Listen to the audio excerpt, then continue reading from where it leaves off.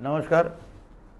महाराष्ट्र सरकारने 15 ऑगस्टपर्यंत मासेमारीवर बंदी घातलेली आहे। म्हणजे 12 नॉटिकल माइल्सपर्यंत जी राज्याची हद्द आहे तिचे कुठल्याही प्रकारची मासेमारीला परवानगी नाही।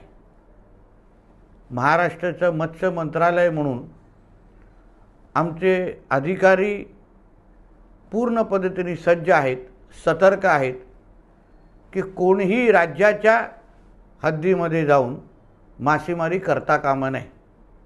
कोणाला कुठल्याच प्रकारचं सहकार्य म्हणजे कुपन असेल, पास असो, डिझेल असो, कोणाला कुठल्याच प्रकारचं सहकार्य या कालावधीमध्ये महाराष्ट्र सरकारच्या मत्स्य खात्याच्या वतीने मिळणार नाही। प्रत्येकाला माझी एवढीच विनंती आहे की येणाऱ्या 15 ऑगस्टपर्यंत ही बंदी प्रत्येकाने प्रामाणिक पद्धतीने पाळावी।